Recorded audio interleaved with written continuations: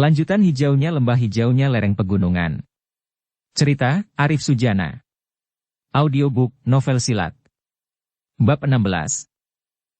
Demikianlah, hari itu terlihat mereka beristirahat di atas tanah datar hutan Gunung Jati untuk memberi kesempatan mereka yang terluka dapat beristirahat. Baru keesokan harinya di saat hari menjelang pagi mereka semua telah keluar dari hutan Gunung Jati.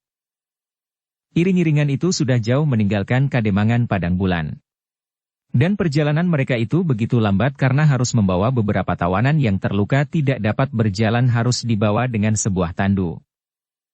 Setelah melakukan perjalanan panjang, bermalam di beberapa tempat, akhirnya di sore hari yang masih terang bumi mereka telah memasuki pintu gerbang kota raja. Karena pasukan Raden Wijaya tidak mendapat tugas langsung dari Sri Baginda Maharaja Singasari, maka pasukan itu tidak perlu lagi menunggu sebuah upacara penyambutan. Mereka langsung diperintahkan beristirahat di beberapa tempat yang telah disiapkan. Sementara itu para tawanan telah dibawa ke tempat khusus dan dijaga langsung oleh para prajurit khusus agar mereka dapat diawasi dan tidak melarikan diri. "Kamu datang seperti layaknya seorang panglima perang," berkata Ratu Anggabaya menerima kedatangan Raden Wijaya yang datang bersama Lawe, Mahesa Amping, Sembaga dan Wantilan di pesanggerahan Ratu Anggabaya.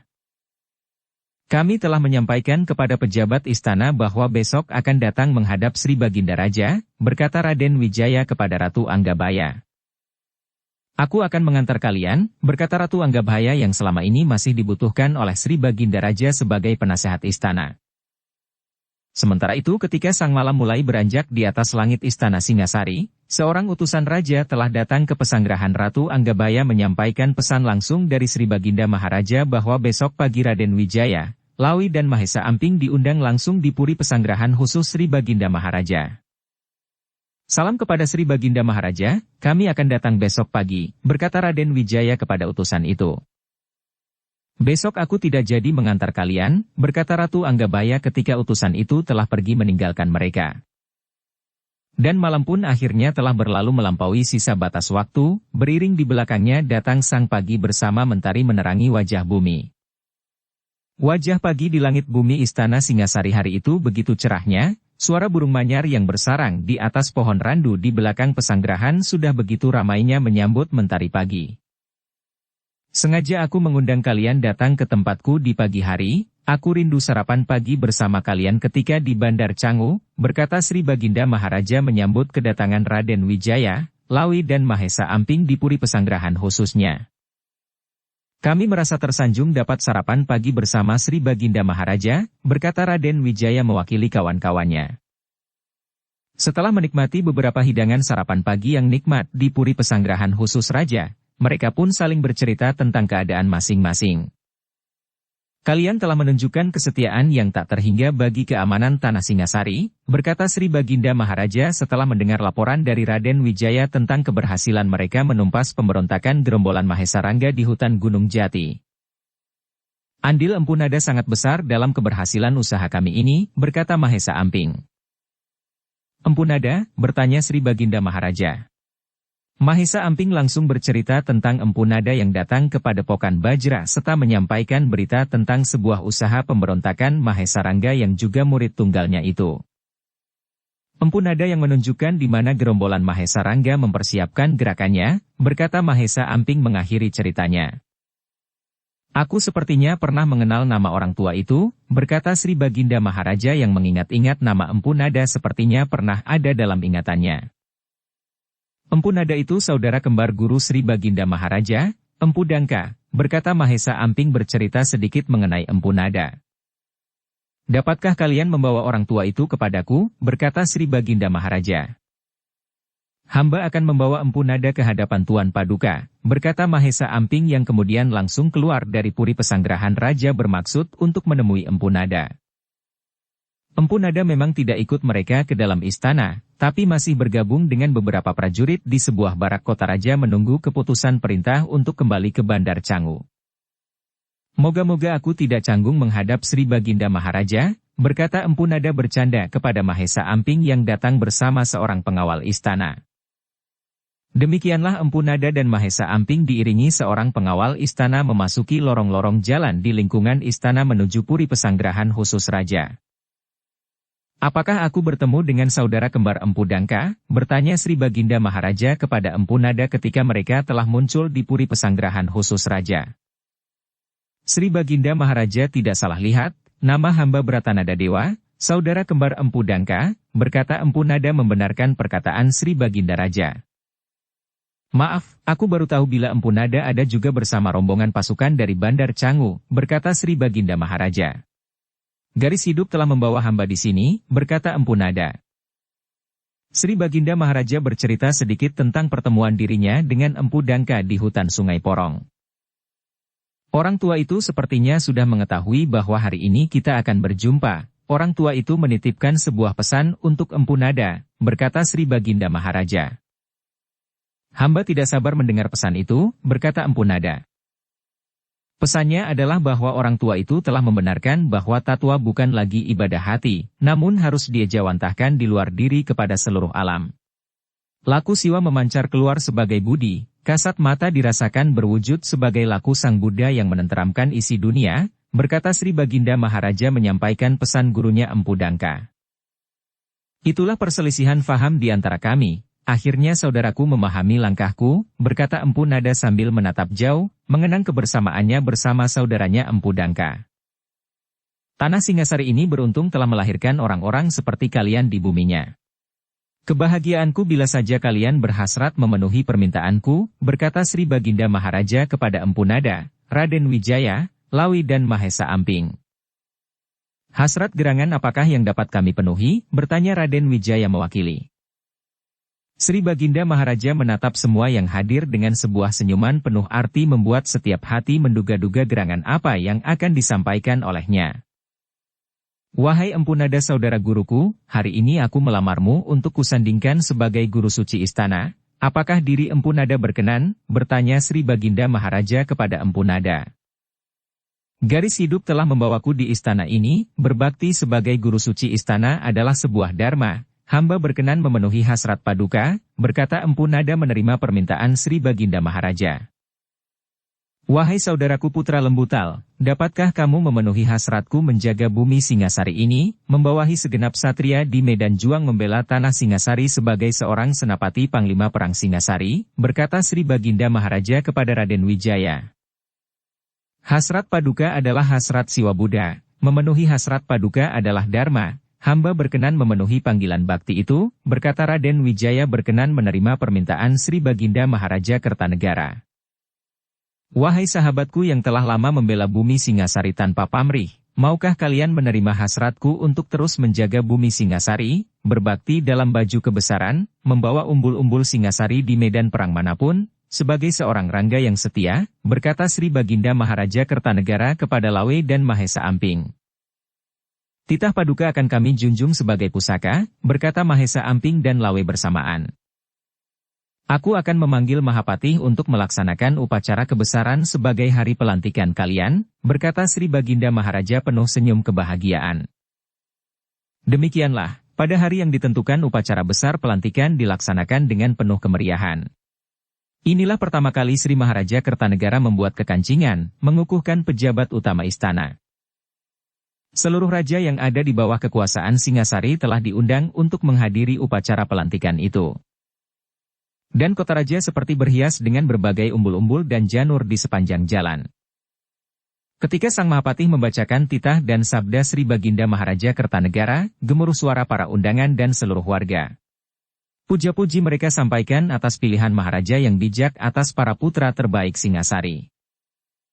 Dan hari pelantikan 4 orang pilihan Maharaja itu telah ditandai dengan turunnya hujan dari langit.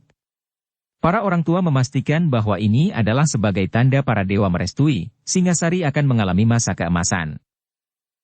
Hujan adalah lambang kesuburan, semoga ini sebuah tanda kebaikan bagi Singasari, berkata seorang Brahmana tua di bawah Tarub yang datang sebagai undangan menyaksikan pelantikan bersama guyuran hujan yang sepertinya tercurah dari langit. Payung Pananggungan tidak mampu menahan hujan, berkata seorang tua renta yang berlindung di bawah pohon beringin tua di tengah lapangan alun-alun kota raja. Untungnya hujan turun tidak berlarut sampai senja.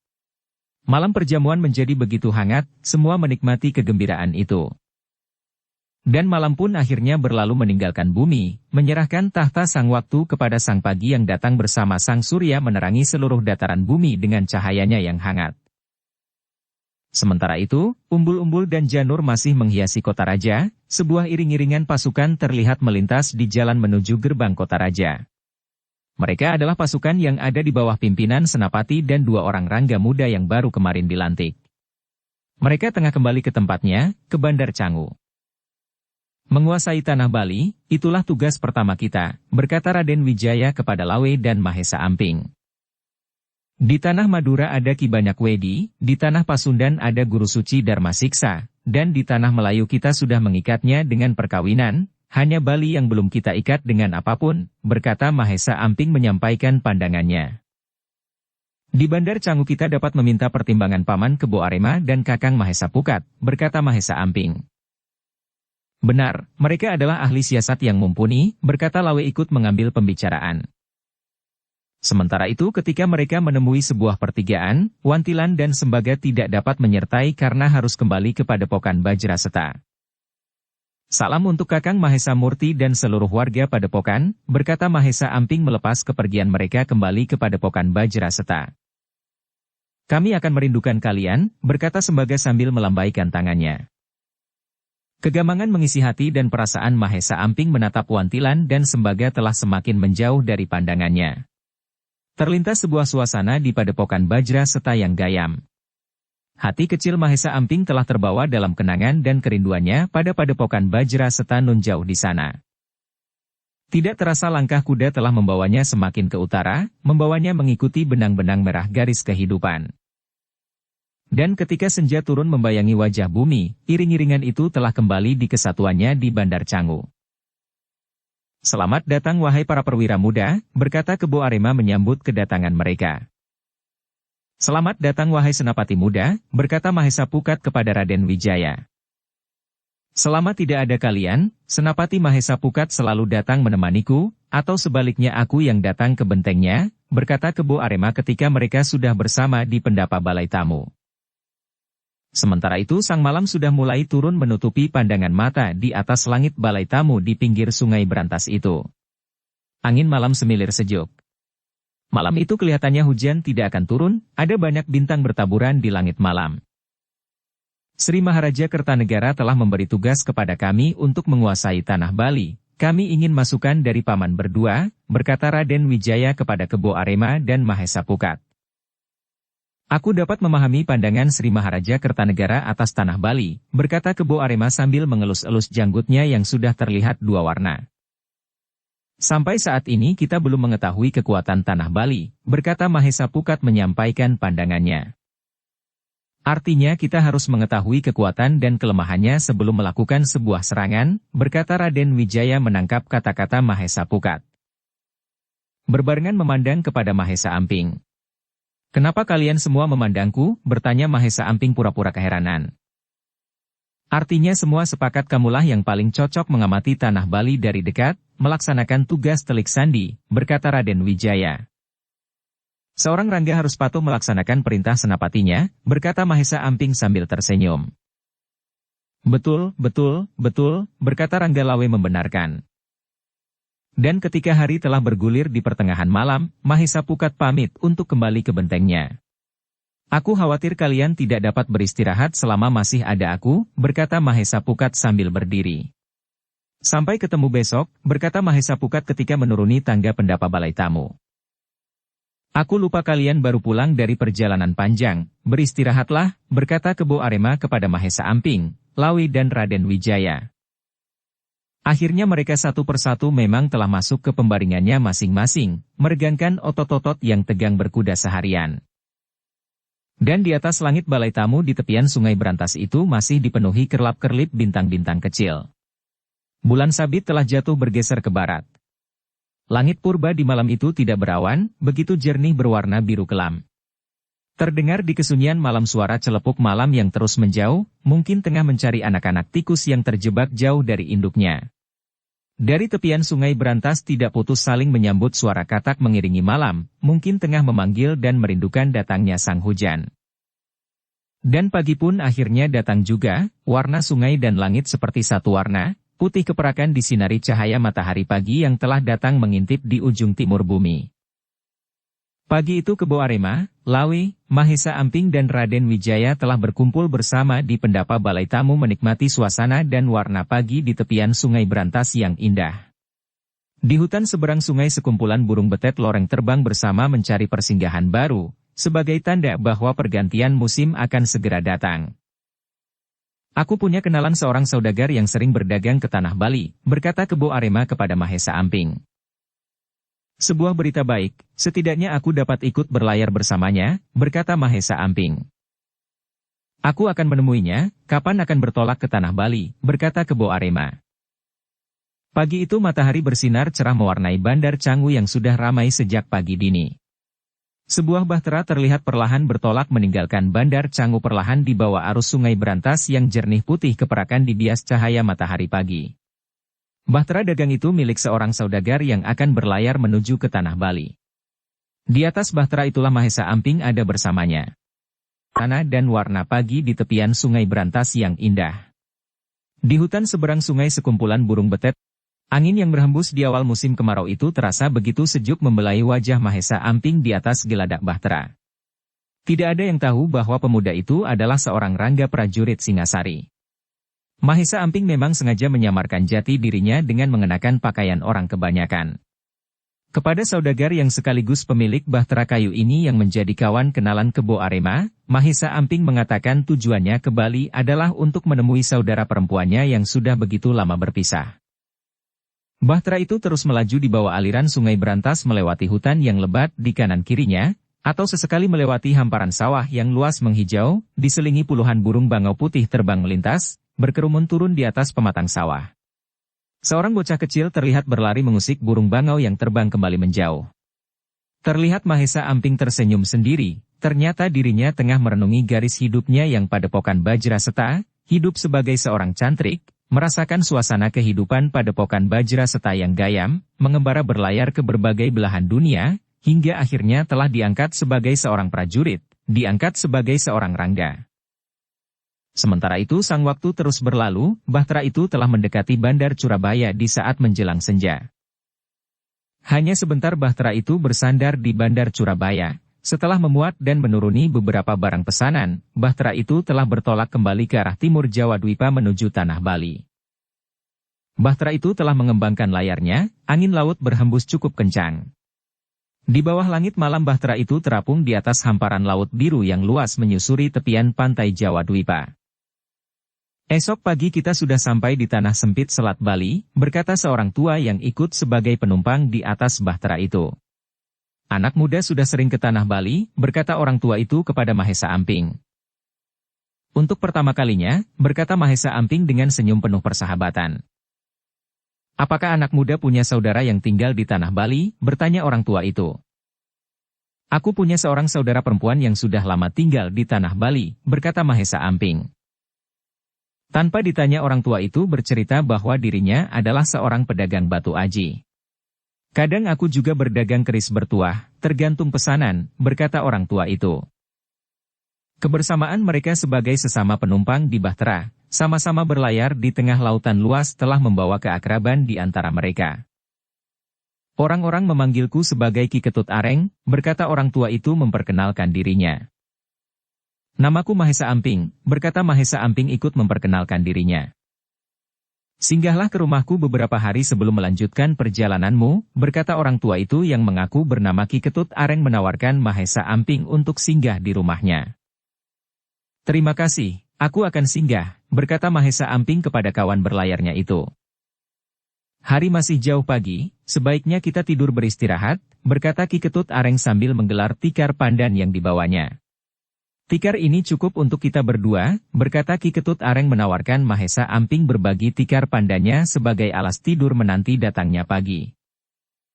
Akhirnya mereka terlihat lelap tertidur di atas geladak bahtera, angin dingin laut malam tidak terasa berhembus menyapu. Terlihat seluruh tubuh mereka sudah terbungkus kain panjang sekedar mengurangi dinginnya angin laut malam. Langit malam sedikit demi sedikit semakin surut berganti menjadi langit pagi. Ditandai dengan warna semburat kemerahan menyala di ujung timur bumi. Dan semburat warna merah itu akhirnya merata mewarnai seluruh lengkung langit. Malam telah kita lewati, berkata Ki Ketut Areng yang mulai terjaga dari tidurnya kepada Mahesa Amping yang sudah bangun lebih dulu tengah bersandar di dinding geladak. Itukah Bali Dwipa? Bertanya Mahesa Amping sambil menunjuk ke arah timur matahari. Itulah Bali Dwipa, pulau tempat matahari terbit, berkata Ki Ketut Areng sambil menatap cahaya kuning matahari yang mengintip dari balik bumi tanah Bali. Bahtera sepertinya akan merapat, berkata Mahesa Amping yang melihat Bahtera berbelok ke kanan ke arah tepian pesisir tanah Jawa. Benar, Bahtera akan merapat di tanah sempit, berkata Ki Ketut Areng yang kelihatannya sudah sering berlayar menuju tanah Bali. Sebagaimana yang dikatakan oleh Ki Ketut Areng, Bahtera memang tengah merapat di sebuah bandar kecil bernama Tanah Sempit. Entah kenapa dinamakan demikian, mungkin letak bandar itu yang dibatasi oleh dua buah anak sungai yang bermuara di Selat Bali, mungkin. Di ujung senja Bahtera ini baru akan berlayar kembali, mari kita turun ke arah, berkata Ki Ketut Areng yang telah bersiap-siap untuk turun ke darat. Bulat penuh matahari sudah terlihat di ujung timur langit, cahaya pagi telah menerangi seluruh tanah bandar kecil itu. Terlihat Ki Ketut Areng diiringi Mahesa Amping tengah mendekati sebuah perkampungan nelayan. Ternyata mereka tengah mendekati sebuah kedai makanan yang ada di perkampungan nelayan itu. Kami minta minuman hangat, berkata Ki Ketut Areng kepada pemilik kedai itu. Tidak lama kemudian pemilik kedai itu sudah membawakan minuman hangat serta beberapa jajanan. Aku membawa kesukaan Tuan, serabi dan dage goreng, berkata pemilik kedai itu kepada Ki Ketut Areng yang ternyata sudah sangat sering berkunjung ke kedainya. Terlihat Mahesa Amping dan Ki Ketut Areng tengah menikmati minuman hangat serta serabi dan dage gorengnya. Apa yang biasa Ki Ketut Areng lakukan selama menunggu Bahtera berlayar kembali, berkata Mahesa Amping kepada Ki Ketut Areng. Berdagang, berkata Ki Ketut Areng sambil tersenyum. Berdagang, bertanya Mahesa Amping keheranan. Di perkampungan nelayan ini ada seorang juragan yang cukup makmur, aku akan menawarkan sebuah keris kecil kepadanya, berkata Ki Ketut Areng. Maka ketika bumi sudah terang tanah, Ki Ketut Areng dan Mahesa Amping terlihat telah keluar dari kedai itu. Terlihat mereka tengah memasuki perkampungan itu menuju ke sebuah rumah panggung yang paling besar yang ada di perkampungan nelayan itu. Selamat bertemu kembali wahai juragan besar, berkata Ki Ketut Areng melambaikan tangannya kepada seorang yang berwajah bundar berperawakan sedang di atas panggung pendapanya. Dukung channel Novel Silat dengan subscribe, follow, like, komen dan share. Naiklah ke atas Ki Ketut, berkata orang itu kepada Ki Ketut Areng. Terlihat Ki Ketut Areng diiringi Mahesa Amping tengah menaiki anak tangga pendapa. Perkenalkan teman mudaku, berkata Ki Ketut Areng memperkenalkan Mahesa Amping kepada orang itu yang ternyata seorang yang sangat ramah. Namaku Mahesa Amping, berkata Mahesa Amping memperkenalkan dirinya. Orang-orang memanggilku Ki Sukasrana, berkata orang itu memperkenalkan dirinya. Setelah bercerita tentang keselamatan masing-masing, Ki Sukasrana pun bercerita tentang batu aji yang pernah dibelinya dari Ki Ketut Areng. Batu ajinya telah kuikat dengan ikatan kuningan, berkata Ki Sukasrana sambil memperlihatkan sebuah batu cincin di jarinya yang berwarna seperti buah atap. Ternyata batu akik ini adem dipakainya, berkata Ki Sukasrana yang merasa cocok dengan batu akik yang dipakainya. Aku membawakan untukmu sebuah keris kecil. Sebagaimana barang yang biasa kubawa, Ki Sukasrana boleh menyimpannya dulu, bila sehari dua hari ada kecocokan, silahkan Ki Sukasrana membelinya, berkata Ki Ketut mengeluarkan sebuah keris kecil berwarna emas. Sebagai seorang yang ahli pembuat berbagai senjata, Mahesa Amping dapat mengetahui bahan apa yang digunakan untuk pembuatan keris kecil itu, tapi Mahesa Amping tidak menunjukkan keahliannya di depan kedua orang itu. Aku akan menyimpannya, berkata Ki Sukasrana kepada Ki Ketut Areng sambil menerima keris kecil itu. Namun belum lama mereka bercakap-cakap, terlihat 4 orang lelaki tengah memapah seorang yang nampaknya telah pingsan mendekati rumah Ki Sukasrana. Itu anak buahku, berkata Ki Sukasrana mengenali orang-orang yang datang.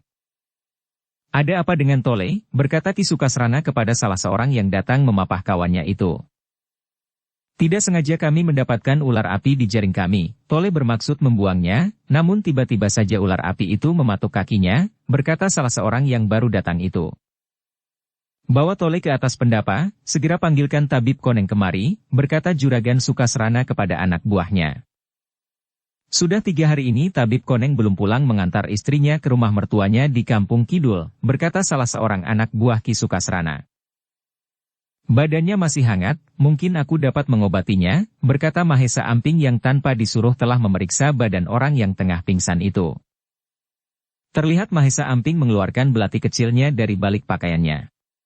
Dan dengan cekatan tangan Mahesa Amping telah mengerat bagian kaki yang terluka di patuk ular.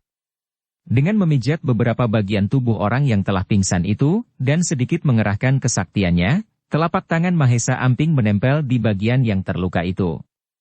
Tidak begitu lama telah keluar darah hitam dari kaki yang terluka. Racunnya telah keluar, berkata Mahesa Amping ketika darah merah terlihat keluar dari bagian luka orang yang pingsan itu. Ambilkan segelas air, berkata Mahesa Amping.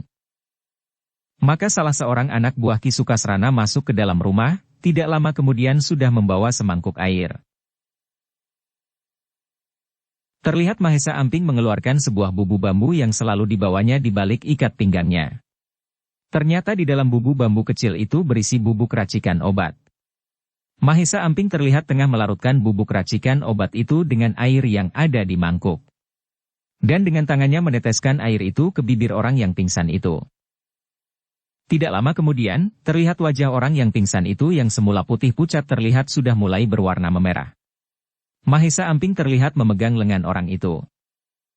Denyut nadinya telah normal kembali, berkata Mahesa Amping sambil menarik nafas lega sebagai tanda bahwa orang yang terkena bisa racun ular api itu dapat diselamatkan. Melihat perubahan di wajah orang yang pingsan itu, beberapa orang yang ada di pendapa itu ikut menarik nafas lega. Merasa kawannya akan sembuh dan dapat diselamatkan. Di mana aku? Bertanya orang yang pingsan itu ketika membuka matanya melihat banyak orang di sekelilingnya. Kamu baru saja selamat dari bisa racun ular api, berkata Ki Sukasrana kepada orang yang baru siuman itu.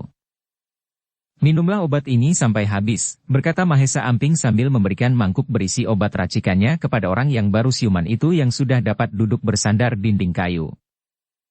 Terlihat orang itu meminum obat racikan di sebuah mangkuk yang diberikan Mahesa Amping dan kembali bersandar di dinding kayu. Wajahnya terlihat semakin segar tidak pucat lagi sebagaimana sebelumnya.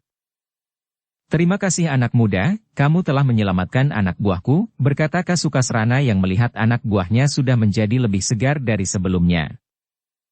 Di ujung barat kampung ini kulihat ada hutan kecil. Carilah jamur kayu merah di hutan itu, mudah-mudahan penyembuhannya akan menjadi lebih cepat lagi, berkata Mahesa Amping sambil menyebut beberapa tumbuhan yang banyak tumbuh di sekitar perkampungan itu sebagai bahan campuran obat. Aku tidak menyangka bahwa teman mudaku ini adalah seorang tabib, berkata Ki Ketut Areng. Aku hanya punya sedikit ilmu, berkata Mahesa Amping merendahkan dirinya. Antarlah Tole ke rumahnya, jangan lupa untuk mencarikan jamur kayu merah dan beberapa bahan tumbuhan untuk obat, berkata Ki Sukasrana kepada keempat anak buahnya untuk mengantar Tole yang sudah dapat berdiri, meski masih sedikit lemas. Sementara itu matahari di atas perkampungan nelayan itu sudah cepat naik ke puncaknya, untungnya di depan rumah Ki Sukasrana berdiri tumbuh sebuah pohon jamblang yang berdahan dan berdaun cukup lebat sehingga sinar matahari tidak langsung masuk menyengat kulit di siang hari itu. Kalian pasti sudah sangat lapar, berkata Ki Sukasrana sambil berdiri tersenyum. Ternyata Ki Sukasrana masuk ke dalam untuk menengok Nyai Sukasrana yang sudah hampir selesai menyelesaikan beberapa masakan. Ki Sukasrana telah kembali ke pendapa menemani tamunya. Tidak lama berselang terdengar pintu peringgitan berderit dan muncul seorang perempuan yang ternyata adalah Nyai Sukasrana yang sekilas masih nampak sisa-sisa kecantikannya ketika masih muda dulu.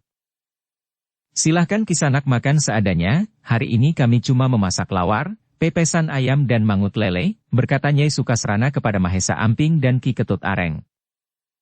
Terima kasih, kami telah merepotkan Nyai, berkata Ki Ketut Areng kepada Nyai Sukasrana yang hanya tersenyum dan kembali lagi masuk ke dalam menghilang di balik pintu peringgitan. Dan sang waktu ternyata begitu cepat berlalu, tidak terasa matahari sudah rebah turun sedikit ke barat.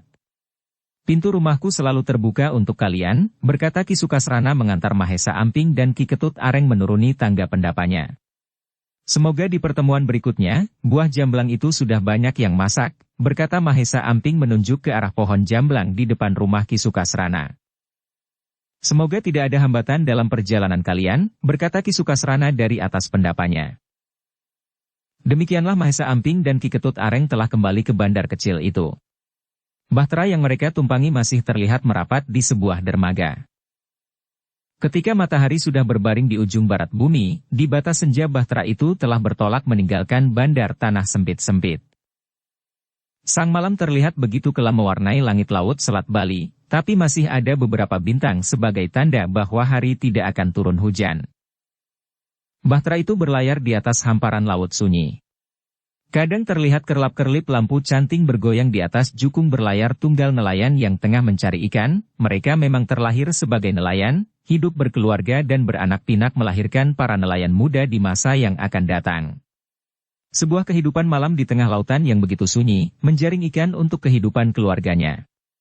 Dan mereka tidak pernah jemu untuk melakoninya. Adalah sebuah kebahagiaan tak terkira manakala pulang dari melaut membawa banyak ikan di keping bambu.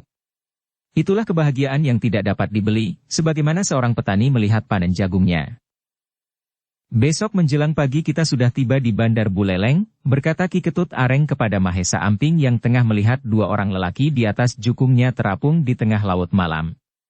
Sementara itu angin bertiup begitu dingin, tidak terasa Bahtera telah melewati Selat Bali. Di sebelah kanan Bahtera membujur gundukan tanah hitam. Itulah Bali Dwipa di saat malam kelam seperti bayi raksasa yang tengah tertidur. Ketika bertolak dari Bandar Canggu, aku tidak merasakan apapun. Namun manakala Bahtera sudah mulai menyentuh pesisir Bali, hati ini seperti tersentak-sentak, ingin rasanya aku terjun berenang ke tepian dan berlari pulang, berkata Ki Ketut Areng sambil menatap pesisir tepian pantai Bali yang terlihat masih menghitam. Hanya terlihat kerlip beberapa lampu-lampu kecil berasal dari lampu lenting rumah penduduk di tepi pantai seperti melihat gundukan tanah hitam bertabur bintang-bintang. Mari duduk bersandar, malam masih sangat panjang, berkata Mahesa Amping kepada Ki Ketut Areng yang masih berdiri memandang jauh ke tepi pesisir pantai. Tidak lama kemudian Ki Ketut Areng telah mengikuti Mahesa Amping bersandar di dinding geladak. Malam di atas kepala mereka seperti payung langit raksasa, dalam kekerdilannya, Bahtera sepertinya tidak bergerak. Dan Ki Ketut Areng tidak terasa telah bergeser rebah berbaring dan akhirnya telah tertidur. Tinggallah Mahesa Amping yang masih terjaga bersandar di dinding geladak. Dan tidak terasa Mahesa Amping telah bergeser berbaring dan akhirnya ikut tertidur. Terkejut Mahesa Amping ketika membuka matanya, langit di atas Bahtera sudah terang, ternyata sang pagi sudah datang menjelang. Hari sudah pagi, berkata Mahesa Amping kepada Ki Ketut Areng yang juga telah ikut terbangun. Setelah merapikan pakaian dan ikat kepalanya, terlihat Mahesa Amping berdiri di pinggir geladak bersama Ki Ketut Areng memandang tak jemu Pulau Bali yang hijau terbungkus pohon-pohon hutan yang besar, tinggi dan kerap rapat. Bahtera semakin merapat ke pantai mendekati tepian. Di ujung timur terlihat tiang-tiang layar Bahtera berjajar. Ke arah itulah Bahtera yang ditumpangi Mahesa Amping dan Ki Ketut Areng bergerak menghampirinya. Bahtera itu telah hampir merapat di sebuah dermaga kayu yang panjang. Seorang lelaki terlihat dengan beraninya melompat dari geladak sambil membawa tambang besar. Dan ketika kakinya telah menyentuh lantai geladak, dengan cekatan mengikat tali di sebuah tonggak kayu. Bahtera telah merapat dan bersandar di Bandar Buleleng yang cukup ramai sebagaimana suasana di bandar-bandar besar di Tanah Jawa. Terima kasih untuk tumpangannya, berkata Mahesa Amping kepada saudagar pemilik Bahtera. Tunggulah Bahtera kami bila mana kamu akan kembali ke Tanah Jawa, berkata saudagar itu kepada Mahesa Amping. Mahesa Amping dan Ki Ketut Areng telah menginjakkan kakinya di dermaga. Terlihat beberapa orang tengah membawa kuda yang akan diangkut berlayar, mungkin ke sebuah tempat yang jauh.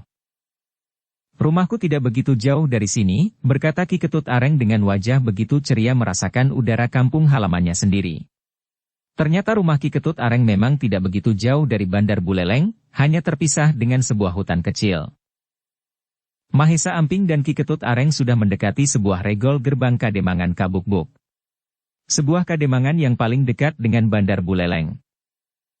Tidaklah aneh bila Kademangan itu cukup ramai menjadi tempat persinggahan orang-orang Bali pedalaman yang akan membawa berbagai dagangannya ke Bandar Buleleng, diantaranya adalah ternak kuda sebagaimana yang mereka lihat tengah diangkut berlayar di Bandar Buleleng. Di pintu regol, Mahesa Amping dan Ki Ketut Areng disambut gembira oleh seorang gadis yang ternyata putri tunggal Ki Ketut Areng. "Ibu masih belum pulang ke pasar," berkata gadis itu kepada ayahnya Ki Ketut Areng. Mahesa Amping dipersilahkan bersih-bersih di Pakiwan. Setelah itu Mahesa Amping dan Ki Ketut Areng terlihat beristirahat bercakap-cakap di rumah bambu, sebuah bangunan yang bertiang bambu terbuka dan terpisah dari bangunan utama. Rumah Ki Ketut Areng memang terlihat asri, ada beberapa tanaman bunga yang terawat apik di halaman dan 3 buah pohon jepung merah berdiri di sisi kiri pagar dinding batu. Tidak lama kemudian datanglah dari regol pintu halaman seorang wanita sambil menjunjung keranjang di atas kepalanya yang ternyata adalah Nyai Ketut Areng yang baru pulang dari pasar. Ki Ketut Areng memperkenalkan Mahesa Amping kepada istrinya. Dan hari itu keluarga Ki Ketut Areng sepertinya merayakan kebahagiaannya dengan memasak berbagai hidangan. Hari itu Mahesa Amping bermalam di rumah Ki Ketut Areng, sudah menjadi kebiasaan Mahesa Amping bangun di awal pagi. Wanita Bali memang terbiasa melakukan kerja keras seperti membajak sawah dan mencangkul, berkata Ki Ketut Areng yang dapat membaca keheranan Mahesa Amping melihat istri dan putri Ki Ketut Areng pagi-pagi sudah keluar rumah membawa pacul dan arit ke sawah. "Apa kerja laki-laki Bali?" bertanya Mahesa Amping. "Berjudi menyabung ayam," berkata Ki Ketut Areng sambil membelai leher ayam kesayangannya yang sudah lama ditinggalkannya. "Nikmat sekali terlahir sebagai pria Bali," berkata Mahesa Amping sambil tersenyum. Hari itu Ki Ketut Areng mengajak Mahesa Amping ke rumah kenalannya seorang pedagang kuda. Mahesa Amping memang sengaja meminta Ki Ketut Areng mencarikannya seekor kuda yang baik. "Kuda ini asli Sumbawa, beruntung aku belum membawanya ke pasar," berkata kenalan Ki Ketut Areng seorang pedagang kuda. Malam itu bulan bersinar bulat penuh menyinari halaman rumah Ki Ketut Areng. Semilir angin menggoyangkan bunga dan daun kemboja di sudut halaman rumah. Mahesa Amping dan Ki Ketut Areng terlihat masih berbincang-bincang seputar rencana perjalanan Mahesa Amping ke Puri Besakih. "Puri Besakih hanya berjarak 2 hari perjalanan berkuda," berkata Ki Ketut Areng memberikan gambaran arah menuju Puri Besakih. Sebagai seorang pedagang batu aji, pengenalan Ki Ketut Areng tentang berbagai daerah di tanah Bali memang cukup luas. Puri Besakih terletak di lereng Gunung Agung, berjalanlah mengambil arah matahari terbit di sebelah kananmu, berkata Ki Ketut Areng menambahi penjelasannya. Sementara itu angin di depan halaman Ki Ketut Areng semakin dingin, bunga-bunga kemboja merah terlihat banyak berserakan. "Saatnya beristirahat," berkata Ki Ketut Areng mengajak Mahesa Amping beristirahat karena esok hari akan melakukan perjalanan panjang. Malam di atas rumah Ki Ketut Areng berlalu dalam sunyi. Hanya suara gemericik air yang terdengar tiada henti berasal dari sungai kecil di sebelah rumah Ki Ketut Areng. Dan di saat pagi sudah terang bumi, Mahesa Amping pamit diri untuk melanjutkan perjalanannya. "Aku berdoa untukmu, semoga tidak ada halangan dan hambatan di perjalananmu," berkata Ki Ketut Areng melepas keberangkatan Mahesa Amping. Terlihat Mahesa Amping menuntun kudanya keluar dari regol pintu halaman Ki Ketut Areng. Dan dengan lincahnya telah melompat di atas kudanya. "Kuda yang baik," berkata Mahesa Amping sambil menepuk perut kudanya. Mendapat perintah dari tuan barunya, kuda itu seperti mengerti telah melangkahkan kakinya berjalan perlahan. "Pintu rumah kami selalu terbuka untukmu," berkata Ki Ketut Areng sambil melambaikan tangannya. Mahesa Amping berkuda di atas jalan Kademangan yang sudah ramai orang berlalu lalang untuk pergi ke sawah atau pergi ke pasar. Ketika telah keluar dari regol pintu gerbang Kademangan Kabukbuk, terlihat Mahesa Amping mengambil arah ke kanan menyusuri jalan yang sepertinya sudah mengeras, sebagai tanda sering dilewati gerobak kuda memuat barang penuh muatan. Sementara itu matahari pagi mengintip dari sela-sela daun dan dahan pokok-pokok pohon kayu yang tinggi menjulang di sepanjang perjalanannya. Harum tanah hutan basah yang tertiup angin begitu menyegarkan. "Aku ingin mencoba sejauh mana kekuatan nafasmu," berkata Mahesa Amping kepada kuda barunya sambil menjejakkan kakinya ke perut kudanya. Ternyata kuda itu adalah kuda yang pintar, tahu perintah tuannya. Maka terlihat kuda itu telah berlari begitu cepatnya. "Kuda pintar," berkata Mahesa Amping yang merasa gembira dibawa kudanya berlari cepat. Di atas puncak bukit tanah datar yang dipenuhi ilalang, Mahesa Amping memperlambat laju kudanya. Di hadapannya nun jauh di sana terlihat sebuah gunung berkabut di puncaknya dan berwarna biru terlihat dari jauh. Itulah Gunung Batur sebagaimana yang dikatakan Ki Ketut Areng, berkata Mahesa Amping dalam hati melihat sebuah gunung membujur tinggi di hadapannya. Sementara itu matahari di atas puncak bukit tanah datar sudah berada di puncak langit, terang menyengat kulit. Mari kita mencari tempat teduh, berkata Mahesa Amping sambil menjejakkan kakinya di perut kudanya. Dan kuda itu pun kembali menghentakkan 4 kakinya berlari ke arah yang diinginkan Mahesa Amping, berlari ke arah gerumbulan hutan hijau. Terlihat Mahesa Amping bersama kudanya seperti membelah padang ilalang yang luas berlari menuruni bukit ilalang. Di hadapannya menanti hutan hijau menjanjikan keteduhan. Dan Mahesa Amping bersama kudanya terlihat sudah memasuki hutan hijau itu. Sengatan matahari di siang itu telah berganti dengan kesejukan suasana hutan hijau bersama harum angin segar membawa wangian daun-daun muda. Mahesa Amping memperlambat laju kudanya, mencoba menikmati suasana segar di dalam kerindangan hutan hijau yang lebat dipenuhi pohon-pohon kayu besar yang menjulang tinggi. Namun pendengaran Mahesa Amping yang tajam telah mendengar sesuatu yang aneh, sebuah suara 2 senjata beradu tidak jauh darinya. Maka Mahesa Amping segera mempercepat lari kudanya, keingintahuannya begitu besar untuk mengetahui apa yang telah terjadi di balik tikungan jalan di tengah hutan itu. Denting suara senjata beradu sudah semakin dekat, ternyata ada sebuah pertempuran, tapi Mahesa Amping tidak dapat membedakan siapa lawan dan siapa kawan di antara orang-orang yang tengah bertempur. Namun lama-kelamaan Mahesa Amping dapat membedakan 2 kelompok yang sedang bertempur itu dari pakaiannya. Satu kelompok memakai kain poleng menutupi bagian pinggangnya, sementara kelompok lainnya hanya menyelendangkan kain poleng itu di leher atau melintang antara leher dan dada. Mahesa Amping melihat kelompok yang memakai kain poleng di pinggangnya kalah jumlah, mereka hanya 10 orang lelaki menghadapi sekitar 15 orang lawannya. Mahesa Amping melihat 2 orang kelompok kain poleng di pinggang telah keluar dari pertempuran karena terluka cukup parah. Sebagai seorang yang mempunyai perasaan halus, Mahesa Amping merasa kasihan kepada kelompok berpakaian poleng di pinggangnya yang kewalahan menghadapi kelompok yang lebih banyak. Namun Mahesa Amping masih takut salah bertindak. Ketika seorang lagi dari kelompok kain poleng di pinggang terlempar dan terluka cukup parah, akhirnya Mahesa Amping telah menemukan cara menghentikan pertempuran itu. Terlihat Mahesa Amping turun dari kudanya dan mengikat kudanya di sebuah batang pohon yang tersembunyi. Mahesa Amping melangkahkan kakinya mendekati pertempuran itu. Ternyata diam-diam Mahesa Amping telah merapalkan salah satu kesaktiannya, sejenis ajian ilmu kawah aji ari-ari. Sebuah ilmu yang dapat merebut pikiran banyak orang.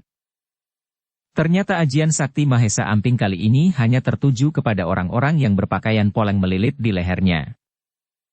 Hentikan pertempuran, berkata Mahesa Amping dengan suara yang dilambari tenaga sakti menjadi seperti menggema dan terasa menghentak dada siapapun yang mendengarnya.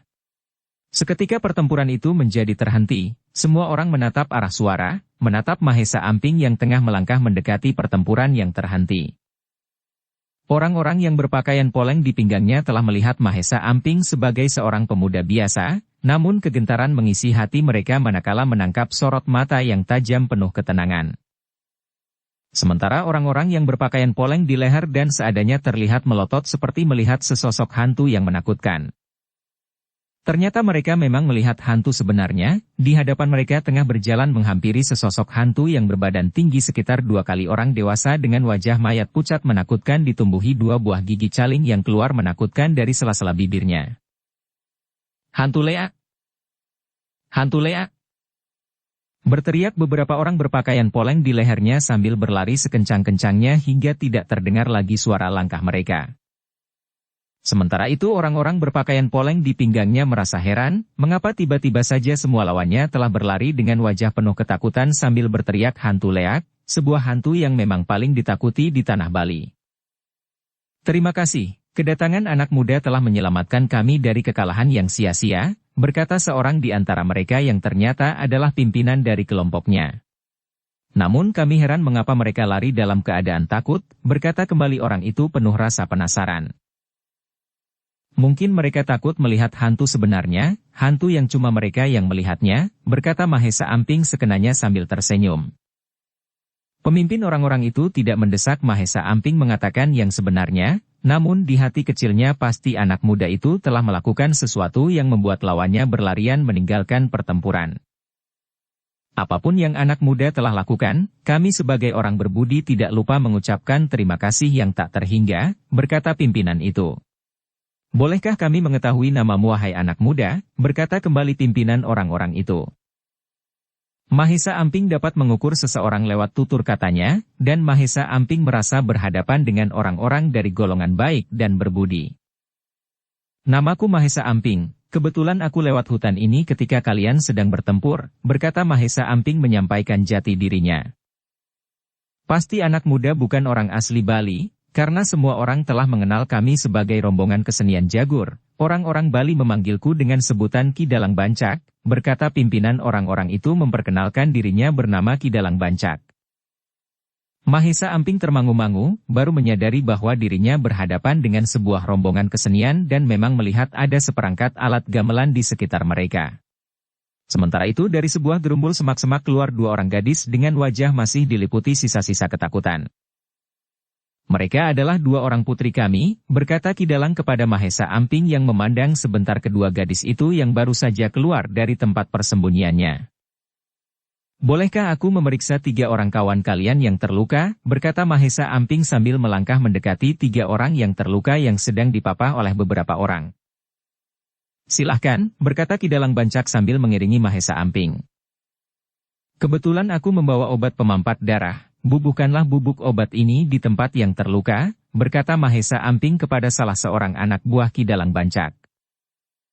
Ternyata obat bubuk pemberian Mahesa Amping sangat manjur, luka-luka dari ketiga orang itu dalam waktu cepat sudah tidak mengeluarkan darah lagi. Ternyata anak muda adalah seorang tabib, berkata Ki Dalang Bancak kepada Mahesa Amping. Aku bukan seorang tabib, hanya punya sedikit pengetahuan tentang pengobatan, berkata Mahesa Amping merendah. Anak muda pasti seorang pengembara dari tempat yang jauh, sebentar lagi malam akan menjelang. Sebuah kebahagiaan bila mana anak muda mampir bermalam di padukuhan kami yang tidak jauh dari hutan ini, berkata Ki Dalang Bancak menawarkan kepada Mahesa Amping untuk singgah di padukuhannya. Hari memang akan menjelang malam, tawaran Ki Dalang Bancak sebuah kehormatan, aku tidak berani menolaknya, berkata Mahesa Amping kepada Ki Dalang Bancak. Ki Dalang Bancak diam-diam mengagumi Mahesa Amping. Seorang anak muda yang santun, berkata Ki Dalang Bancak di dalam hatinya melihat dan tutur kata Mahesa Amping yang teratur dan santun. Terlihat sebuah iring-iringan kecil menyusuri jalan hutan di penghujung senja itu. Mahesa Amping terlihat menuntun kudanya berjalan beriringan dengan Ki Dalang Bancak. Sambil berjalan, Ki Dalang Bancak bercerita asal-muasal terjadinya pertempuran. Diceritakan oleh Ki Dalang Bancak bahwa mereka baru saja pulang dari sebuah acara potong gigi di sebuah padukuhan Buleleng. Orang-orang yang menyerang kami adalah anak buahnya saudagar Made Ontrak yang kaya raya namun tidak pernah puas dengan seorang istri. Beberapa hari yang lalu telah mengutus anak buahnya melamar salah seorang putriku, namun dengan tegas kutolak lamarannya. Karena kami punya adat istiadat yang berbeda, beristri lebih dari satu wanita adalah sebuah perbuatan tabu, berkata Ki Dalang Bancak bercerita sepanjang perjalanannya. Jadi hari ini anak buah Made Ontrak bermaksud membawa pergi putri-putri Ki Dalang, berkata Mahesa Amping yang sudah mulai mengerti apa sebenarnya yang telah terjadi. Sebagaimana yang dikatakan oleh Ki Dalang Bancak, padukuhan mereka memang tidak jauh lagi dari hutan tempat di mana mereka bertempur. Terlihat iring-iringan itu telah memasuki gerbang padukuhan, berjalan di atas jalan tanah yang rata. Terlihat rumah-rumah penduduk di padukuhan itu yang berjejer rapi, terbuat dari kayu jati yang sudah dihaluskan. Di halaman muka mereka masing-masing mempunyai sebuah pura pemujaan dan dapat dipastikan setiap halaman menanam 2 atau 3 pohon jipun. Inilah gubukku, berkata Ki Bancak berhenti di muka sebuah rumah yang sangat berbeda dibandingkan rumah-rumah yang ada di sekitarnya. Rumah itu nampak lebih luas, di sisi kanannya terlihat sebuah sanggar dengan 4 buah tiang terukir dan sebagai bangunan terbuka. Beberapa orang berpamit diri untuk kembali ke rumahnya masing-masing. Besok aku akan ke rumah 3 orang kawanmu yang sakit, ada beberapa racikan yang akan kuberikan kepada mereka, berkata Mahesa Amping kepada orang-orang yang berpamit kepada Ki Dalang Bancak untuk kembali ke rumah mereka. Silahkan masuk ke rumah kami, berkata Ki Dalang Bancak mempersilahkan Mahesa Amping masuk ke rumahnya. Sementara itu hari sudah menjelang malam ketika Mahesa Amping bersama Ki Dalang Bancak dan kedua putrinya memasuki regol halaman muka. Pura Besakih adalah pancer dari 9 pura yang ada di tanah Bali ini. Jadi penguasa Pura Bali adalah penguasa tanah Bali, berkata Ki Dalang Bancak bercerita tentang Pura Besakih ketika Mahesa Amping mengatakan tujuannya ke Bali kali ini mengarang cerita telah ditugaskan oleh gurunya melakukan pendarmaannya di Pura Besakih. Penguasa Pura Besakih memperlakukan diri sebagai Paramasiwa, berkata Mahesa Amping menanggapi cerita Ki Dalang Bancak. Nenek moyang kami mempunyai kepercayaan bahwa pusat bumi ada di Bali, berkata Ki Dalang Bancak. Mendengar pernyataan terakhir dari Ki Dalang Bancak, pikiran Mahesa Amping jauh melambung, di dalam hatinya mengagumi nalar budi Maharaja Kertanegara tentang tanah Bali. Ternyata Maharaja Kertanegara mempunyai pandangan yang jauh, kekuatan dan kepercayaan warga tanah Bali adalah sebuah ancaman bagi perkembangan Singasari di masa yang akan datang, berkata Mahesa Amping dalam hati menyatukan cerita Ki Dalang Bancak dengan tugas yang diemban dari Maharaja Singasari. Orang luar tidak ada yang menyadari kekuatan tanah Bali bila bersatu padu, bayangkan sebuah bala prajurit yang besar dengan cepat dapat terwujud bila mana seluruh pecalang di setiap padukuhan dikumpulkan, berkata Ki Dalang Bancak menyampaikan rahasia kekuatan tanah Bali yang sebenarnya. Berapa orang pecalang di setiap padukuhan? Bertanya Mahesa Amping. Bisa mencapai 30 orang, bahkan bisa lebih tergantung jumlah warga di setiap padukuhan, berkata Ki Dalang menjawab pertanyaan Mahesa Amping. Akan menjadi sebuah kekuatan yang besar bila seluruh pecalang bersatu di tanah Bali ini, berkata Mahesa Amping membenarkan ucapan Ki Dalang Bancak. Menghindari pertempuran terbuka, berkata Mahesa Amping dalam hati yang diam-diam membuat sebuah rancangan bagaimana seharusnya menguasai tanah Bali. 4 hari lagi adalah bulan purnama Sasih Kedasa, semua penduduk tanah Bali akan berduyun-duyun menyampaikan sujud baktinya pada Tuhan di Pura Besakih dalam upacara Batara Turun Kabeh, berkata Ki Dalang Bancak kepada Mahesa Amping. Artinya kita dapat bertemu kembali di Pura Besakih, berkata Mahesa Amping. Bila kamu mengundurkan sehari 2 hari perjalananmu, kita dapat berangkat bersama ke Pura Besakih, berkata Ki Dalang Bancak. Kebetulan aku punya keperluan lain, harus berangkat esok pagi, berkata Mahesa Amping berusaha mengelak untuk pergi bersama untuk menghindari hal-hal yang tidak diinginkan di kemudian hari, terutama berkaitan dengan tugas delik sandinya yang seharusnya menghindari hubungan langsung dengan orang kebanyakan. Sementara itu terdengar pintu peringgitan berdenyit, terlihat salah seorang putri Ki Dalang Bancak keluar dari pintu peringgitan itu sambil membawa sebuah kendi tanah liat. Masih ada sisa minuman brem untuk menghangatkan pembicaraan kalian, berkata gadis itu sambil tersenyum dan kembali lagi menghilang di balik pintu peringgitan. Istriku sudah lama meninggal, di rumah ini kami cuma bertiga, berkata Ki Dalang Bancak yang sepertinya dapat membaca pikiran Mahesa Amping yang sejak kedatangannya tidak melihat adanya seorang ibu di rumah itu. Jadi Ki Dalang Bancak seorang duda, berkata Mahesa Amping. Tidak jauh lagi dari hutan tempat di mana mereka bertempur. Khusus di Kademangan ini kami memegang adat untuk tidak beristri lebih dari 1, kami hanya melakukan upacara perkawinan 1 kali untuk seumur hidup, berkata Ki Dalang Bancak menjelaskan tentang hukum adat istiadatnya. Apakah ada hukuman bila mana melanggar adat itu? Bertanya Mahesa Amping. Kami punya tempat khusus, sebuah tempat pengasingan untuk mereka yang melanggar aturan adat itu, berkata Ki Dalang Bancak menjawab pertanyaan Mahesa Amping. Sementara itu seteguk demi seteguk brem di dalam kendi tanah liat itu tidak terasa sudah semakin tiris, bersama dengan surutnya cahaya bulan yang masih belum bulat sempurna bergeser ke barat. Saatnya beristirahat, tidak terasa malam sudah jauh larut, berkata Ki Dalang Bancak menawarkan Mahesa Amping untuk beristirahat. Demikianlah akhirnya Mahesa Amping bermalam di bilik yang telah disediakan. Di pembaringan pikiran Mahesa Amping terus berpikir, terutama tentang pecalang yang terdapat di setiap padukuhan sebagaimana yang dikatakan oleh Ki Dalang Bancak. Mungkinkah penguasa Bali diam-diam telah membangun sebuah kekuatan? Bertanya Mahesa Amping dalam hati. Mahesa Amping masih juga belum dapat memejamkan matanya, pikirannya semakin jauh, terbayang beberapa peperangan yang pernah disaksikannya, suara senjata beradu, teriakan kasar, darah berceceran di mana-mana, suara rintihan memilukan.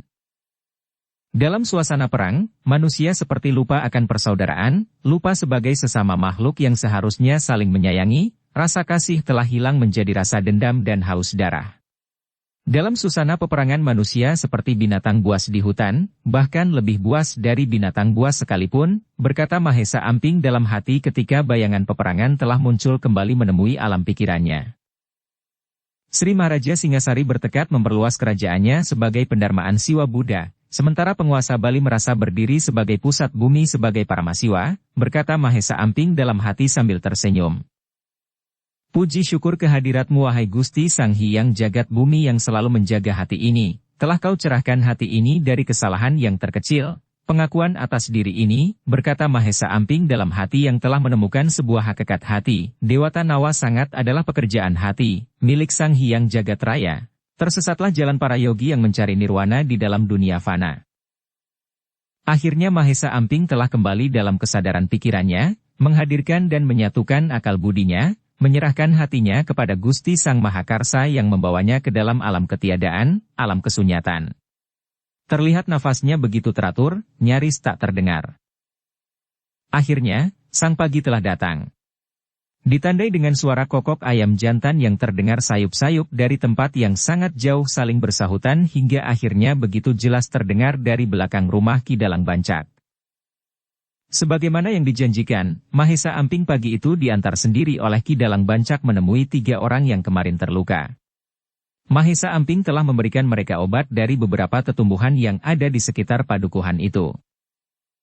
Racikan obat ini berguna untuk pemulihan, berkata Mahesa Amping kepada Ki Dalang Bancak ketika mengunjungi salah satu dari orang yang terluka.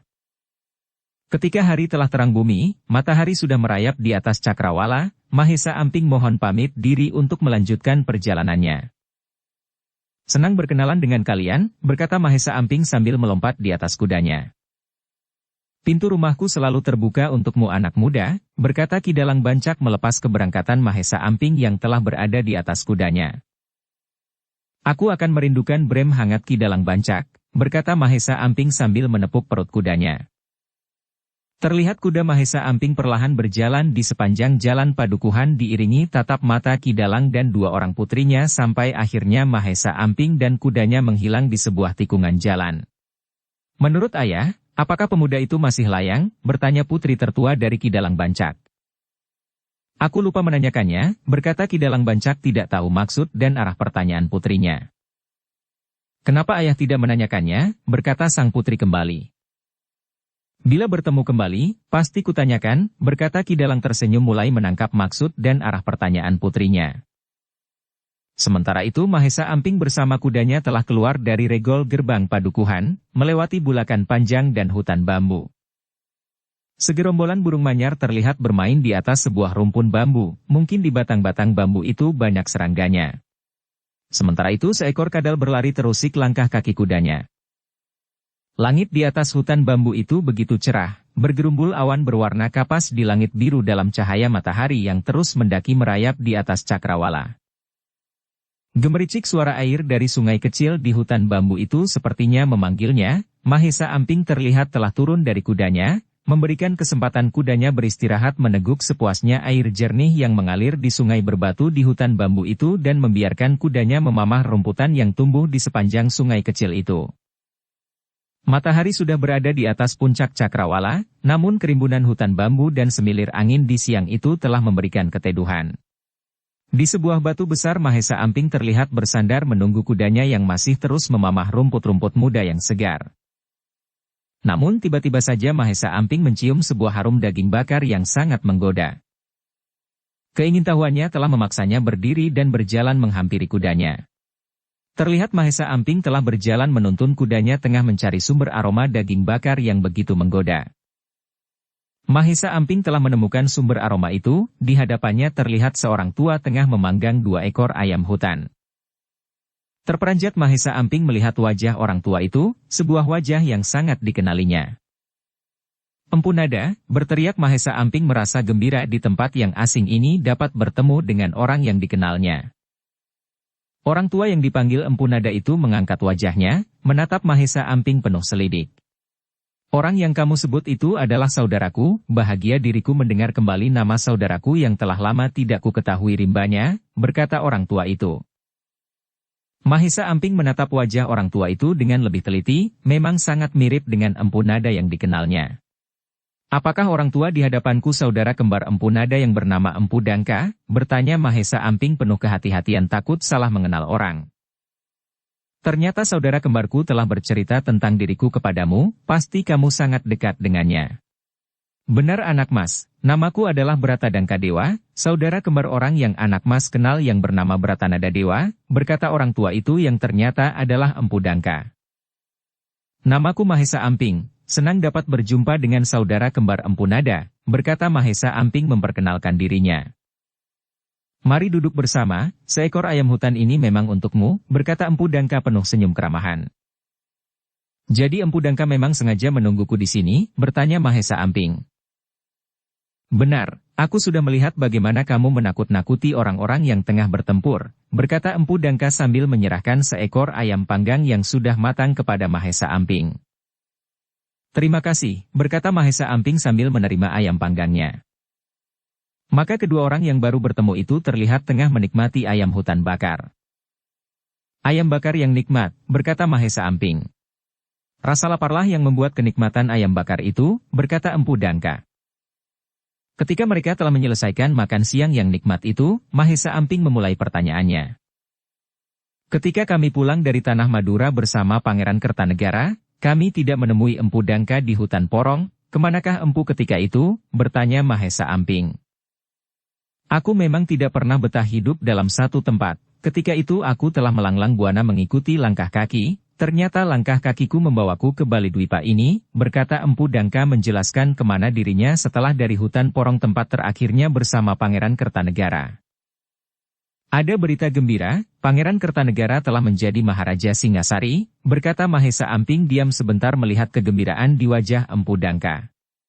Berita yang lebih menggembirakan lagi adalah bahwa Empu Bratana Dewa telah dikukuhkan oleh Sri Baginda Maharaja Kertanegara untuk menjadi guru suci pendeta istana, berkata Mahesa Amping melanjutkan. Sebuah berita yang sangat menggembirakan, berkata Empu Dangka sepertinya merasa bahagia mendengar dua kabar yang sangat membahagiakannya itu. Ternyata Empu Dangka tidak pernah keluar dari Balidwipa ini hingga ketinggalan kabar tentang perkembangan Singasari, berkata Mahesa Amping. Benar, di Balidwipa ini hatiku ini seperti telah kepincut, aku seperti telah menemukan rumahku sendiri, berkata Empu Dangka menyampaikan perasaan hatinya tentang Pulau Dewata. Aku baru beberapa hari di Balidwipa ini, apa yang membuat Empu Dangka kerasan di Balidwipa ini, berkata dan bertanya Mahesa Amping. Para pendahulu, penetap pertama di Balidwipa ini ternyata telah menata Balidwipa dengan apiknya, berkata Empu Dangka. Pengembaraan jiwaku sepertinya tidak pernah terpuaskan, setiap saat jiwaku sepertinya telah meneguk pengetahuan baru, mengenal alam baru setiap kali mendaki setiap pura yang ada di Balidwipa ini yang ternyata ditata begitu apik dan serasinya mengikuti alam dan tempatnya berdiri berdasarkan tuntunan Dewata Nawasangat. 9 penguasa di setiap penjuru angin dengan satu pancar di Pura Pusring Jagat, berkata Empu Dangka. Jadi yang menjadi pancar adalah Pura Pusring Jagat, bukan Pura Besakih, bertanya Mahesa Amping. Itulah yang amat kusayangkan, penguasa di Pura Besakih telah mencoba menggeser kedudukan pancar yang sudah ditetapkan oleh pendahulunya, berkata Empu Dangka. Dampak apa yang dapat terjadi bila mana pergeseran dan perubahan tempat itu terjadi, bertanya Mahesa Amping. Keserasian dan keselarasan di bumi ini akan terganggu, akan timbul berbagai kekacauan yang berujung kepada peperangan antara para penguasa pura, berkata Empu Dangka. Balidwipa ini begitu dekat dengan kerajaan Singasari, kekacauan di Balidwipa akan mempengaruhi tatanan dan kemapanan di tanah Singasari, berkata Mahesa Amping mencoba menilai dan mengungkapkan wawasannya. Anak mas benar, kekacauan di Balidwipa dapat mempengaruhi kemapanan Singasari, berkata Empu Dangka membenarkan pandangan Mahesa Amping. Apakah ada usaha dari para penguasa selain penguasa Pura Besakih untuk mengingatkannya, bertanya Mahesa Amping. Mereka merasa tidak mampu menandingi kesaktian penguasa Pura Besakih yang bernama Adi Dewa Lamcana, berkata Empu Dangka. Sebagai seorang yang tengah bertugas sebagai seorang delik sandi, Mahesa Amping memang sangat berhati-hati. Mahesa Amping telah dapat membaca di pihak mana Empu Dangka berada. Maka akhirnya Mahesa Amping bercerita tentang rencana dan tugas yang tengah diembannya saat ini dari Sri Baginda Maharaja Kertanegara. Aku berpihak kepada junjunganmu Sri Baginda Maharaja Kertanegara, semoga pencerahan hatinya terus bercahaya, memuliakan keinginnya mengembalikan tatanan dan keserasian Bali Dwipa, berkata Empu Dangka menyampaikan persetujuannya. Aku yang muda mohon petunjuk dari Empu Dangka, berkata Mahesa Amping. Dengan senang hati, berkata Empu Dangka penuh senyum. Di mana Empu Dangka bertempat tinggal selama di Bali Dwipa ini, bertanya Mahesa Amping. Di bawah cakrawala langit, di hamparan bumi yang luas, berkata Empu Dangka sambil tersenyum. Pengembara sejati, berkata Mahesa Amping. Mengikuti kemana langkah kaki, berkata Empu Dangka. Termasuk juga mengikuti dan menunggu kehadiranku di sini, berkata Mahesa Amping. Aku hanya ingin mengenal seorang pemuda yang telah menguasai ajian Kawah Aji Ari-Ari, berkata Empu Dangka sambil tersenyum. Artinya semalaman Empu Dangka menungguku di hutan bambu ini, berkata Mahesa Amping. Sekedar mengikuti kata hati, mengenalmu lebih dekat, berkata Empu Dangka menyampaikan perasaannya saat itu. Kata hati itulah yang telah mempertemukan kita, berkata Mahesa Amping. Sementara itu tidak terasa matahari telah beranjak bergeser ke barat mengintip dari sela-sela batang dan daun bambu. Kita menanti hari upacara Dewata turun kabeh di tempat yang paling dekat, di perkampungan para pemburu, berkata Empu Dangka setelah mendengar rencana Mahesa Amping untuk mengunjungi Pura Besaki. Kupercayakan diri ini bersama pemandu terbaik di Pulau Dewata, berkata Mahesa Amping sambil menuntun kudanya mengikuti langkah kaki Empu Dangka. Di hadapan kita adalah hutan Trunyam, perkampungan para pemburu ada di tengah hutan Trunyam itu, berkata Empu Dangka sambil menunjuk sebuah hutan lebat di hadapan mereka. Hutan Trunyam yang lebat itu dibatasi padang ilalang yang luas yang kadang diselingi batu karang gundul berkapur yang dipenuhi lumut dan jamur. Di ujung senja Mahesa Amping dan Empu Dangka baru sampai di bibir hutan Trunyam itu. Terlihat Mahesa Amping dan Empu Dangka telah masuk ke dalam hutan Trunyam itu menghilang ditelan kegelapan hutan di ujung senja saat sinar matahari begitu lemah cahayanya tidak mampu menembusi lorong-lorong gerumbul pepohonan yang kerap dan lebat di hutan Trunyam itu. Orang di tanah Jawa takut berjalan di malam Jumat Kliwon, sementara itu di Bali Dwipa yang ditakuti adalah malam Rabu Wage, berkata Empu Dangka ketika mereka telah masuk lebih dalam lagi di kegelapan hutan Trunyam. Bukankah hari ini adalah malam Rabu Wage, berkata Mahesa Amping yang menyadari bahwa hari itu adalah malam Rabu Wage. Apakah hatimu telah diliputi perasaan takut, bertanya Empu Dangka. Urat takutku sudah putus, apalagi berjalan bersama Empu Dangka, berkata Mahesa Amping yang tersenyum, namun senyumnya tidak terlihat tertutup keremangan hutan Trunyam. Terlihat Mahesa Amping dan Empu Dangka telah memasuki hutan Trunyam lebih dalam lagi. Ternyata Empu Dangka sepertinya telah mengenal jalan-jalan setapak di hutan itu. Sambil menuntun kudanya Mahesa Amping mengikuti langkah kaki Empu Dangka. Sementara itu hari telah menjadi malam, suasana di dalam hutan itu menjadi begitu gelap. Apakah kamu mencium bau kemenyan? Bertanya Empu Dangka. Benar, bau kemenyan itu semakin sangat dan keras, berkata Mahesa Amping. Bau kemenyan itu berasal dari pohon menyan yang banyak tumbuh di hutan ini, terutama di tempat pemakaman para suku Trunyam itu, berkata Empu Dangka menjelaskan sumber bau kemenyan itu yang ternyata berasal dari pohon menyan yang banyak tumbuh di hutan itu. Kepercayaan mereka berbeda dengan penduduk umumnya di tanah Bali ini, dan mereka tidak mengabukan jenazah saudaranya, tapi meletakkannya secara utuh di pemakaman khusus di bawah pohon kemenyan yang banyak tumbuh di hutan ini, berkata kembali Empu Dangka yang sepertinya begitu mengenal kehidupan para suku Trunyam. Meletakkan begitu saja sebuah mayat, bertanya Mahesa Amping tidak mengerti dan baru mendengar sebuah cara pemakaman yang aneh. Kelak kamu akan menyaksikannya sendiri, berkata Empu Dangka yang terus melangkah berjalan. Kita tinggalkan dulu Mahesa Amping dan Empu Dangka yang tengah berjalan di dalam hutan Trunyam. Kita mendahului mereka melihat dari dekat keadaan perkampungan suku Trunyam. Suku Trunyam umumnya adalah para pemburu, mereka menggantungkan kehidupan mereka di hutan Trunyam secara turun-temurun, merekalah penduduk asli Bali Dwipa sebenarnya. Pada saat itu mereka hanya terdiri dari 70 kepala keluarga yang tinggal di hutan Trunyam, beberapa orang asli suku Trunyam ada juga yang telah keluar dan membaur dengan penduduk luar menjadi petani atau sebagai pedagang sebagaimana umumnya penduduk Bali Dwipa. Rumah-rumah mereka sangat sederhana dari kayu yang masih kasar dengan atap yang terbuat dari alang-alang kering. Namun kerukunan dan keguyupan di antara mereka sangat mengagumkan, mereka seperti keluarga besar yang saling tolong-menolong. Mereka mempunyai lumbung bersama dan juga berburu bersama untuk dinikmati dan dimakan bersama.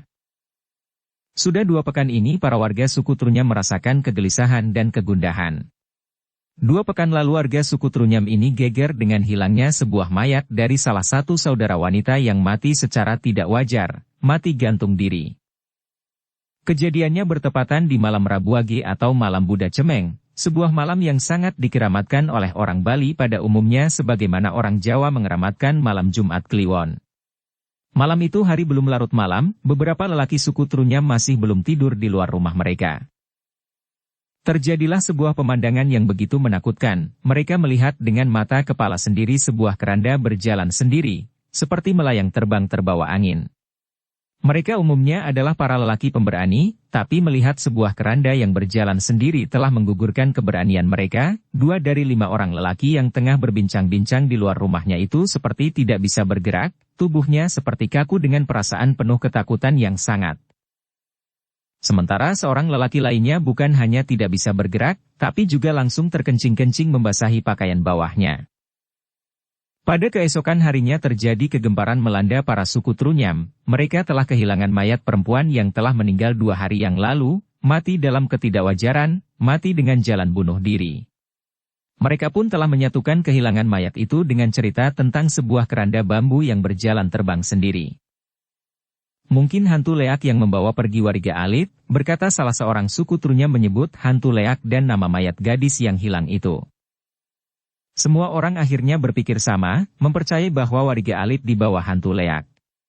Dan sejak itu warga suku Trunyam merasa gelisah, takut bila hantu leak itu akan datang mengambil mayat lainnya, mayat saudara mereka yang diletakkan begitu saja di bawah pohon menyan. Dan hari ini adalah malam Rabu Wage, malam Buddha Cemeng. Hari 2 pekan yang lalu mereka kehilangan mayat saudara perempuan mereka. Malam itu memang sangat dingin, cahaya bulan yang belum bulat penuh meremangi malam gelap di perkampungan suku Trunyam. Suara serigala terdengar mengaung panjang sayup menambah keseraman dan kegelisahan orang-orang suku Trunyam yang masih belum dapat memejamkan mata meski dari awal malam sudah naik ke pembaringannya. Tidak ada satupun lelaki suku Trunyam yang keluar rumah di malam itu, namun ternyata masih ada satu lelaki yang tidak percaya dengan cerita keranda yang terbang meluncur sendiri. Lelaki itu bernama Kitolu Cemeng, kepala suku Trunyam ayah warga Alit, mayat gadis yang hilang itu. Terlihat Kitolu Cemeng tengah bersembunyi di atas sebuah pohon ambon di depan rumahnya yang berbatang besar dan bercabang banyak. Sejak awal malam Kitolu Cemeng sudah berada di atas pohon itu. Firasatnya mengatakan di malam itu akan menemui kembali keranda mayat yang menghebohkan warganya itu. Ternyata firasat Kitolu Cemeng sangat kuat, yang sangat dinantikannya itu ternyata datang kembali. Di keremangan malam yang sunyi, dari atas dahan pohon ambon, Kitolu Cemeng melihat sebuah keranda yang tertutup kain panjang seperti terbang meluncur sendiri tanpa ada yang mengusungnya. Ketika keranda itu telah melewati pohon ambon, Kitolu Cemeng perlahan turun dari pohon langsung mengikuti dari belakang keranda yang meluncur sendiri. Tidak terlihat sedikitpun rasa takut di wajahnya, Kitolu Cemeng terus membuntuti keranda itu. Ternyata keranda itu menuju ke arah pemakaman. Suara burung celepuk yang terdengar semakin menjauh di keremangan malam yang sunyi menambah suasana seperti dipenuhi keangkeran yang mencekam. Tapi semua itu tidak membuat nyali Kitolu Cemeng surut, bahkan semakin membuat dirinya menjadi penuh gairah menyingkap keinginan tahuannya lebih jauh lagi. Seandainya yang membawa keranda itu hantu leak, aku akan menantangnya berkelahi, begitu tekad Kitolu Cemeng berkata sendiri di dalam hatinya sambil terus membuntuti keranda itu. Akhirnya keranda itu telah sampai di tanah pemakaman. Keranda itu sudah tidak bergerak lagi, bergerutuk suara gigi Kitolu Cemeng penuh kemarahan setelah melihat sendiri apa yang ada di hadapannya, namun Kitolu Cemeng berusaha menahan kesabarannya agar dapat mengetahui apa yang akan terjadi selanjutnya, maka Kitolu Cemeng telah memilih tempat yang sangat gelap untuk bersembunyi. Ternyata dari balik kain penutup keranda keluar 4 orang lelaki, merekalah 4 hantu leak jadi-jadian. Mereka melempar begitu saja keranda di tanah dekat mereka. Hari ini kita telah membuat takut orang-orang suku liar itu, berkata salah seorang dari keempat orang lelaki itu. 2 pekan lalu kita sudah membuat gundah gulana calon mertuamu yang angkuh itu, berkata salah seorang yang lain dari keempat lelaki itu. Aku belum puas sebelum orang tua itu ikut bunuh diri, berkata seorang yang paling muda di antara keempat lelaki itu. Bila tidak mati bunuh diri, kita akan membunuhnya, berkata seorang lelaki yang pertama kali bicara, sepertinya salah seorang pemimpin kelompok itu.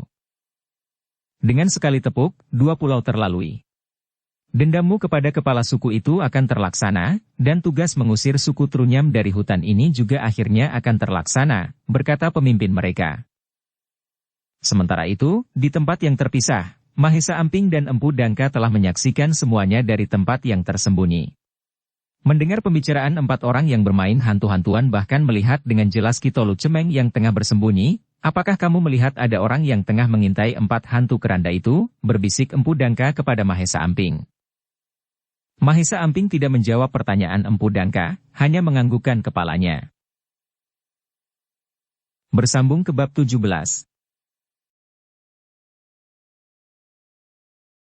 Dukung kami dengan subscribe, follow, like, komen dan share. Terima kasih.